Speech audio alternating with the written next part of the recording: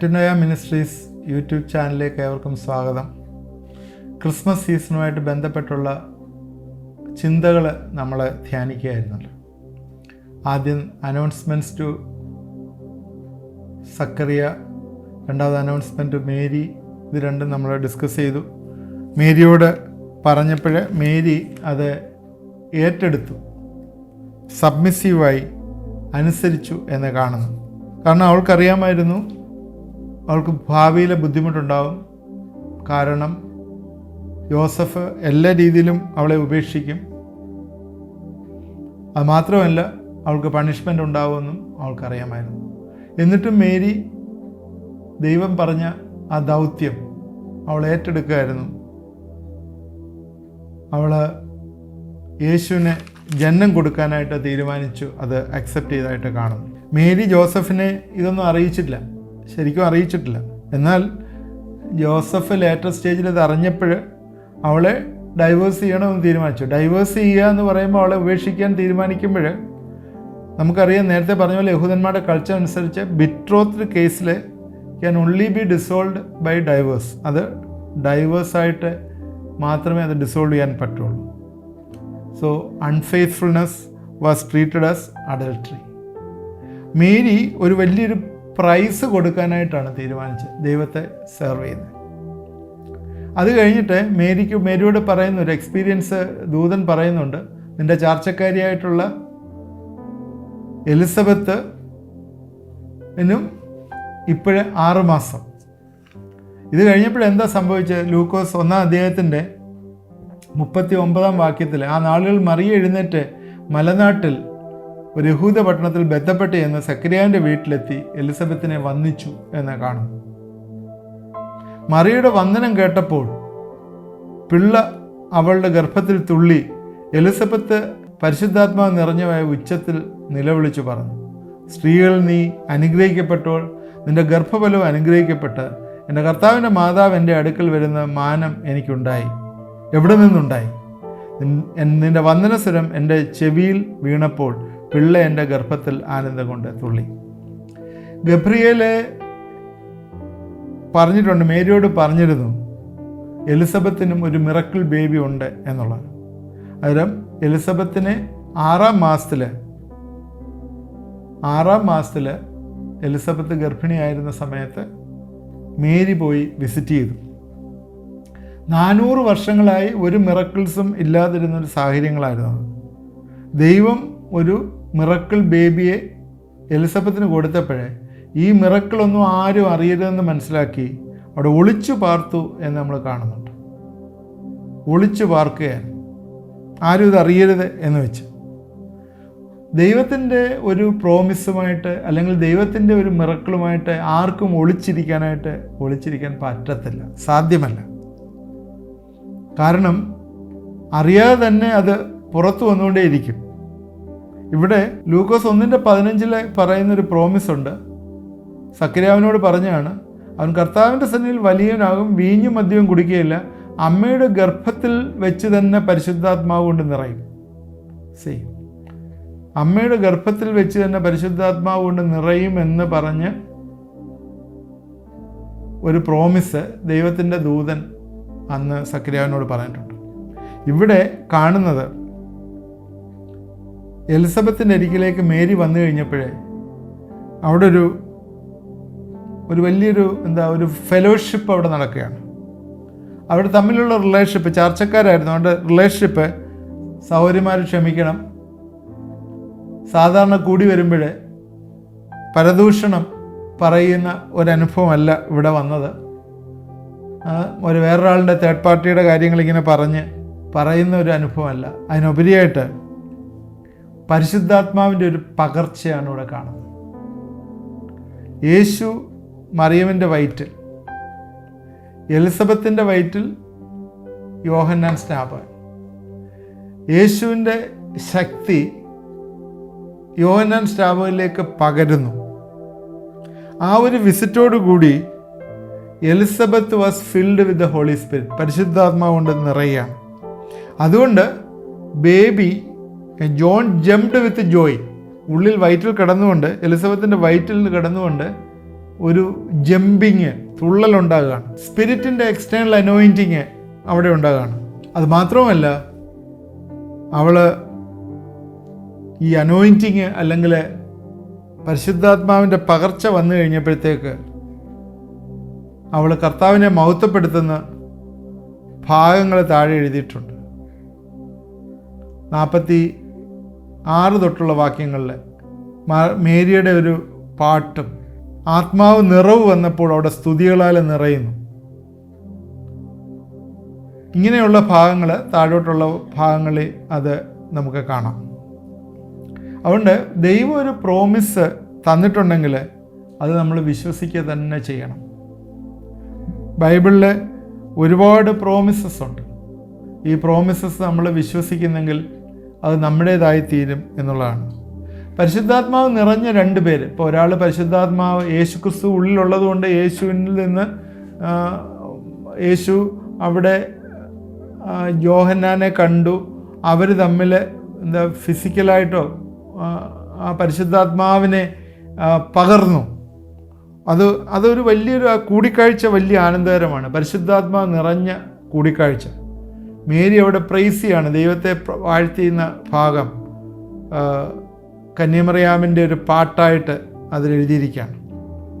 1 ശമൂവേൽ 2:1 മുതൽ 11 വരെയുള്ള ഭാഗങ്ങളിലുള്ള ഹന്ന പാടിയ പാട്ടാണ് മേരി അവിടെ തിരിച്ചിപ്പോഴ് പാടുന്നത്. അതുകൊണ്ട് ബന്ധങ്ങളിലെ പ്രത്യേകം ശ്രദ്ധിക്കേണ്ട, ബന്ധങ്ങളിലെ നമ്മൾ കാണേണ്ട ഒരു കാര്യം പരിശുദ്ധാത്മാവിൻ്റെ പകർച്ച ഫെലോഷിപ്പിലുണ്ടാവണം എന്നുള്ളതാണ്. It is a great thing. ഫെലോഷിപ്പിലെ, കൂട്ടായ്മയിലെ പരിശുദ്ധാത്മാവ് നിറഞ്ഞ 2 പേര് കൂട്ടായ്മയിൽ കൂടുന്നത് എത്ര ആനന്ദകരമായിട്ടുള്ളൊരു കാര്യമാണ്. ദൈവത്തെ മഹത്വപ്പെടുത്തുകയും ദൈവത്തിൻ്റെ വിശ്വസ്തയെ ഓർത്ത് വർണ്ണിക്കുകയും ചെയ്യുന്ന അനുഭവങ്ങൾ ആ ബന്ധങ്ങളിൽ ഉണ്ടാവും എന്ന് നമ്മൾ മറന്നു പോകും. രണ്ടാമത് ഒരു കാര്യം കൂടി ഇതിനകത്ത് പറയാനായിട്ട് ഞാൻ ആഗ്രഹിക്കുന്നത്, you cannot give what you don't have. നിങ്ങൾക്കില്ലാത്ത ഒന്ന് നിങ്ങൾക്ക് കൊടുക്കാനായിട്ട് പറ്റത്തില്ല. നിങ്ങൾക്കുള്ളതേ കൊടുക്കാനായിട്ട് പറ്റുള്ളൂ. നമുക്കറിയാം, നമ്മൾ ഈ യുഗത്തിലെ അന്ത്യത്തിലാണ് ജീവിക്കുന്നത് എന്ന് പറഞ്ഞാൽ കർത്താവിൻ്റെ വരവ് ഏറ്റവും അടുത്ത ആസന്നമായിരിക്കുന്ന കാര്യം. കാരണം അതിനുള്ള ഒരുക്കങ്ങൾ ഈ ഭൂമിയിൽ നടന്നുകൊണ്ടിരിക്കുകയാണ്. എല്ലാ രീതിയിലും നമുക്കറിയാം. നേരത്തെ കോവിഡ് വന്നു, പിന്നെ അതുപോലെ ഒരുപാട് കാര്യങ്ങളുണ്ട്. അത് നമ്മൾ പിന്നീട് യേശുവിൻ്റെ വരവിനെക്കുറിച്ച് നമ്മൾ സംസാരിക്കുന്ന സമയത്ത് അതിനെക്കുറിച്ച് പറയാം. ഒരുപാട് കാര്യങ്ങൾ നമ്മുടെ മുമ്പിൽ എല്ലാവർക്കും മനസ്സിലാകുന്ന രീതിയിൽ ആൻറ്റിക്രൈസ്റ്റിൻ്റെ ഭരണത്തിന് വേണ്ടി ഒരുക്കിക്കൊണ്ടിരിക്കുന്ന ഒരു സംഭവമാണ്. നമുക്കറിയാം, deterioration of values, morality, usage of drugs in schools. പണ്ടൊന്നും ഇല്ലായിരുന്നത്. സ്കൂളിലുള്ള കൊച്ചു പിള്ളേർ പോലും ഡ്രഗ്സ് എടുക്കുന്നു. ഒരുപാട് കാര്യങ്ങൾ, നിയമമെല്ലാം മാറ്റി എഴുതിക്കൊണ്ടിരിക്കുന്നു. Even staying together is permitted by law. നിയമം പ്രകാരം മാരേജിൻ്റെ ഒന്നും ആവശ്യമില്ല. ബൈബിൾ പറയുന്നതിന് ഇമ്മൊറാലിറ്റി എന്നാണ്. ഇമ്മൊറാലിറ്റി എല്ലാം ഇപ്പം ലീഗലായിട്ട് കൊണ്ടുവന്ന് മോറലാക്കി എടുത്തിരിക്കുകയാണ്. ലീഗലൈസ് ചെയ്തിരിക്കുകയാണ്. ബൈബിൾ പ്രകാരം അത് എതിരാണ്. ഇങ്ങനെയുള്ള കാര്യങ്ങളെല്ലാം ചെയ്തുകൊണ്ടിരിക്കുന്ന ഒരു പുതിയ തലമുറ. അതെല്ലാം കാണിക്കുന്നത് എന്താണ്? ഈ ജനറേഷൻ, ഈ വരുന്ന ജനറേഷൻ ഏറ്റവും കൂടുതൽ ഡിറ്റോറേറ്റ് ചെയ്തു പോയിരിക്കുന്നു എന്നുള്ളത്. നമുക്ക് എന്താണ് ഈ തലമുറയ്ക്ക് കൊടുക്കാനായിട്ട് പറ്റുന്നത്? പോൾ ടെല്ലിംഗ് ടു റോമൻസിനകത്ത് പൗലോസ് പറയുന്നു, I long to visit you, impart some spiritual gift you. പരിശുദ്ധാത്മാവിൻ്റെ വരങ്ങളെ തരുവാനായിട്ട് ഞാൻ നിങ്ങളെ കാണുവാൻ ആഗ്രഹിക്കുന്നു എന്ന് റോമർക്കെഴുതിയ ലേഖനത്തിൽ പറയുന്നു. നമുക്ക് എന്താണ് പുതിയ തലമുറയ്ക്ക് കൊടുക്കാൻ പറ്റുന്നത്? അല്ലെങ്കിൽ നമ്മുടെ സുഹൃത്തിന്, നമ്മുടെ ഫ്രണ്ട്സിന് എന്താണ് കൊടുക്കാൻ പറ്റുന്നത്? നമുക്ക് പരിശുദ്ധാത്മാവിനെ കൊടുക്കാൻ പറ്റുമോ ഇവിടെ ഇമ്പാർട്ട് ചെയ്തതുപോലെ? അല്ല, നമുക്ക് അത്രയും പറ്റില്ലെങ്കിൽ നമുക്കുള്ള ദൈവവചനം നമ്മളില്ലേ, അത് നമുക്ക് കൊടുക്കാൻ പറ്റത്തില്ലേ? യെസ്, ദൈവത്തിൻ്റെ വചനം നമുക്ക് കൊടുക്കാം. വാല്യൂ സിസ്റ്റം, അതിലുള്ള വാല്യൂസ് നമുക്ക് കൊടുക്കാം അടുത്ത തലമുറയ്ക്ക്. നമുക്ക് പലപ്പോഴും ഈ പ്രോമിസിലൊന്നും വിശ്വാസമില്ല. നമ്മൾ വിശ്വസിച്ചാലും നമ്മൾ പല കാര്യങ്ങൾ അതിനോട് കൂട്ടിക്കുഴയ്ക്കും. കുഴച്ചിട്ട് ആ വിശ്വാസത്തിൻ്റെ ആ ഗാഢത, അതിൻ്റെ സിൻസിയറിറ്റി അല്ലെങ്കിൽ അതിൻ്റെ ഡീപ്നെസ് ഇല്ലാതാക്കി കളയും. അയ്യോ, അങ്ങനെയാകാം, ഇങ്ങനെയാകാം, അത് അങ്ങനെയും പോകാം, ഇങ്ങനെയും പോകാം, എന്നാൽ ദൈവത്തിന് സാധ്യമാണെന്ന് പറഞ്ഞ് നമുക്ക് എന്തുകൊണ്ട് വിശ്വസിച്ചുകൂടാ? നമ്മൾ പലപ്പോഴും അത് വിശ്വസിക്കുന്നില്ല. സയൻസ് അങ്ങനെ പറയുന്നു, ചരിത്രം അങ്ങനെ പറയുന്നു, എൻ്റെ പാസ്റ്റ് എക്സ്പീരിയൻസ് അങ്ങനെ പറയുന്നു, അതുകൊണ്ട് അത് അങ്ങനെ ആയി തീർണമെന്നൊന്നുമില്ല എന്ന് നമ്മൾ പലപ്പോഴും നമ്മളൊരു കൺക്ലൂഷനിലെത്തുകയാണ്. എന്നാൽ ദൈവത്തിന് അത്ഭുതം ചെയ്യിക്കാനായിട്ട് പറ്റും. വിശ്വസിച്ചാൽ ദൈവത്തിൻ്റെ മഹത്വം കാണാൻ പറ്റും. സക്കറിയാവ് അടയാളം ചോദിക്കുന്നു, മേരി അടയാളം ചോദിച്ചില്ല. മേരി ക്വസ്റ്റ്യൻ ചെയ്യാതെ അക്സെപ്റ്റ് ചെയ്തു. So the presence of Mary imparted anointing to Elizabeth. ഇവിടെ മേരിയുടെ പ്രസൻസ് വലിയ പരിശുദ്ധാത്മാവിൻ്റെ ഒരു പകർച്ച എലിസബത്തിന് കൊടുക്കുവാനായിട്ട് സാധ്യമായി തീർന്നു. You are also called to be the salt of the earth. നമ്മളെയും ഈ ഭൂമിയുടെ ഉപ്പായിട്ട് ഇന്ന് വെച്ചിരിക്കുകയാണ്. Can we act according to that? നമുക്ക് ആ രീതിയിൽ ജീവിക്കാനായിട്ട് പറ്റുമോ? ഉപ്പിനൊരു പ്രത്യേകതയുണ്ട്, ഒരുപാട് പ്രത്യേകതകളുണ്ട്. രുചി വരുത്തും ഒക്കെ അറിയാം, പ്രിസർവേറ്റീവ് ആണെന്നൊക്കെ നമുക്കറിയാം. എന്നാലൊരു പ്രത്യേകതയുണ്ട്. നമുക്ക് നിങ്ങൾ കണ്ടിട്ടുണ്ടെന്ന് അറിയത്തില്ല, പണ്ടൊക്കെ ഈ പലവ്യഞ്ജന കടകളുണ്ട്. പലവ്യഞ്ജന കട എന്ന് പറഞ്ഞാൽ ഈ പ്രൊവിഷൻസ് ഒക്കെ കൊടുക്കുന്ന കടകൾ പണ്ടുണ്ട്. ഈ കടകളിൽ ഉപ്പിൻ്റെ സ്ഥാനം എവിടാന്നറിയാമോ? ഈ ഉപ്പിൻ്റെ സ്ഥാനം കടയുടെ പുറത്താണ്. എന്ന് വെച്ചാൽ പുറത്തെന്ന് പറഞ്ഞാൽ ആ വരാന്തയിലോ അല്ലെങ്കിൽ പണ്ട് ഈ പൊടിയുപ്പൊന്നും അല്ലല്ലോ, നമ്മളെ ഇങ്ങനെ ഈ സ്പ്രിങ്കിൾ പോലുള്ള ഉപ്പോ ഒന്നുമല്ല. ടാറ്റ ഐഡിൻ സോൾട്ട് കല്ലുപ്പുകളാണ്, ചാക്കിനകത്ത് കെട്ടി വെച്ചിരിക്കുകയാണ്. ഈ ഉപ്പ് വൈകിട്ട് കടക്കാരൻ കട അടയ്ക്കുമ്പോഴേ ഷട്ടർ താഴ്ത്തിയിട്ട് ഇടുമ്പോൾ ഉപ്പ് ഒരിക്കലും വലിച്ചകത്ത് വെച്ചിട്ട് ഷട്ടർ ഇടാറില്ല. ഉപ്പിന് വില കുറവാണ്, ആ പ്രൈസ് ലിസ്റ്റിൽ ഇല്ലാത്ത സാധനമാണ്, അതിന് വില കുറവാണ് ഈ കല്ലുപ്പിന്, അതുകൊണ്ട് അത് എടുത്ത് വെക്കാറില്ല. ഓക്കെ. എന്നാൽ ഏതെങ്കിലും ഒരു കാരണത്താൽ ആ കട അങ്ങ് പൂട്ടിയെന്നിരിക്കട്ടെ, പ്രൊവിഷനും കടയൊക്കെ ലോസായി അങ്ങ് പൂട്ടി, അവസാനം ആ കടയെല്ലാം അങ്ങ് വിട്ടു. വേറൊരാൾ കുറേ കഴിഞ്ഞ് കട എടുക്കാനായിട്ട് അവിടെ വന്നു കഴിഞ്ഞപ്പോഴാണ്, അതിൻ്റെ മുമ്പിൽ വന്നു കഴിഞ്ഞപ്പം കടയുടെ ഉടമ പറഞ്ഞു, പണ്ട് ഇതൊരു പ്രൊവിഷണൽ സ്റ്റോറായിരുന്നു. നോക്കിക്കഴിഞ്ഞപ്പോൾ അതിൻ്റെ ഫ്രണ്ടിൽ ആ സിമെൻറ്റ് തറയിൽ ആ ഉപ്പ് പണ്ട് വെച്ചിരുന്നിടത്ത് ഒരു നനവ് ഇരിക്കുന്നത് കാണാൻ പറ്റും. ഉപ്പ് വെച്ച സ്ഥലം അറിയാം. The place is known. പണ്ടൊരു ക്രിസ്ത്യാനി അല്ലെങ്കിൽ പണ്ടൊരു ദൈവത്തിൻ്റെ മകൻ ആ വീട്ടിൽ താമസിച്ചിരുന്നു എന്ന് അയലോക്കത്തുള്ള ആളുകൾ ടെസ്റ്റിമണി പറയുന്ന അനുഭവം. അവിടെ താമസിച്ച ആൾ ദൈവത്തെ ഭയപ്പെടുന്ന ഒരു വ്യക്തിയായിരുന്നു എന്ന് പറയുന്നു. You are called to be the salt of the earth. നിങ്ങളെ ലോകത്തിൻ്റെ ഉപ്പായിട്ട് വിളിച്ചിരിക്കുകയാണ്.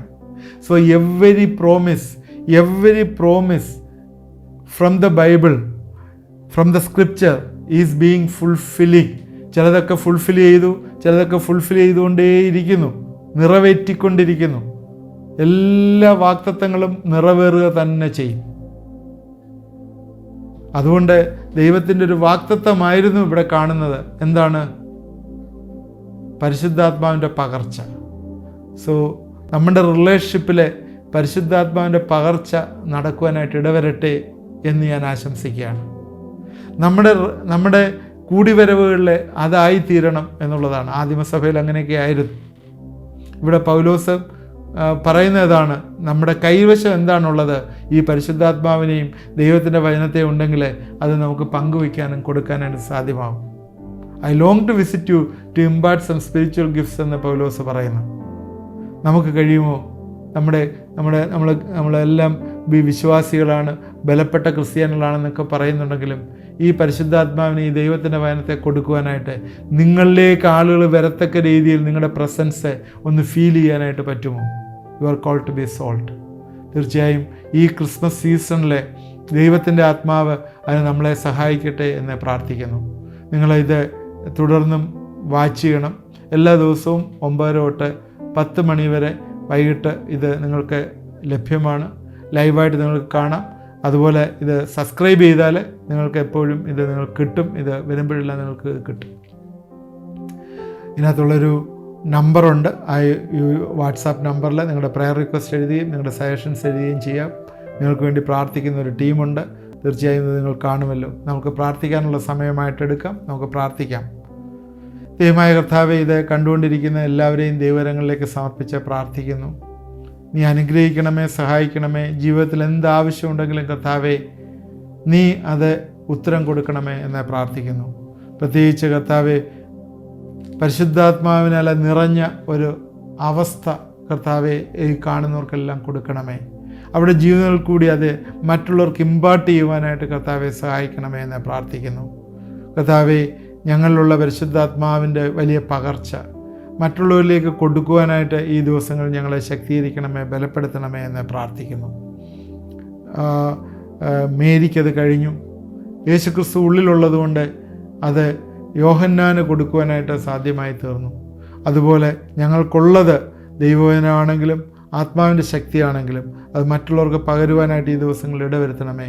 അടുത്ത തലമുറയെ ഉയർത്തിക്കൊണ്ടുവരുവാനായിട്ട് ഞങ്ങളെ സഹായിക്കണമേ എന്ന് പ്രാർത്ഥിക്കുന്നു. പ്രത്യേകിച്ച് കർത്താവെ, കുഞ്ഞുങ്ങളില്ലാത്തവരെ ഞങ്ങളെ വീണ്ടും ദൈവകരങ്ങളിലേക്ക് സമർപ്പിച്ച് പ്രാർത്ഥിക്കുന്നു. കർത്താവെ, ഈ ക്രിസ്മസ് സീസണിലെ വിശ്വാസത്തോടെ ഏറ്റെടുത്ത് പ്രാർത്ഥിപ്പാനായിട്ട് കർത്താവെ അവരെ സഹായിക്കണമേ. ഇത് ഞങ്ങളുടെ ആവശ്യമാണ് എന്ന് മനസ്സിലാക്കിക്കൊണ്ട് ദൈവസന്നിധിയിൽ ഒബ്ലൈജ് ചെയ്തുകൊണ്ട്, ഹംബിൾ ചെയ്തുകൊണ്ട്, സബ്മിറ്റ് ചെയ്തുകൊണ്ട് കർത്താവെ പ്രാർത്ഥിക്കുമ്പോൾ ഇന്ന് വലിയൊരു മിറക്കിള് അവിടെ ജീവിതത്തിൽ വരും. കർത്താവ്, ഒരു വണ്ടർഫുൾ ബേബി കർത്താവെ സക്രിയാവിനുണ്ടായെങ്കിൽ, ഒരു വണ്ടർഫുൾ ബേബി മേരിയുടെ ജീവിതത്തിലേക്ക് വന്നെങ്കിൽ കർത്താവെ, അതുപോലെ കർത്താവെ കുഞ്ഞുങ്ങളില്ലാത്തവരുടെ ജീവിതത്തിൽ വലിയൊരു അത്ഭുതങ്ങളെ കർത്താവെ ഈ രാത്രികാലം ചെയ്യണമേ എന്ന് ഞങ്ങളെ പ്രാർത്ഥിക്കുന്നു, ഏൽപ്പിച്ച് പ്രാർത്ഥിക്കുന്നു.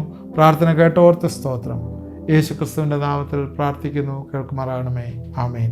ഇത് കണ്ടവരെയൊക്കെ ആയിട്ടെല്ലാം നന്ദി. തുടർന്ന് നിങ്ങളിത് വാച്ച് ചെയ്യണം. ദൈവം നമ്മളെ എല്ലാവരെയും അനുഗ്രഹിക്കുമാറാകട്ടെ.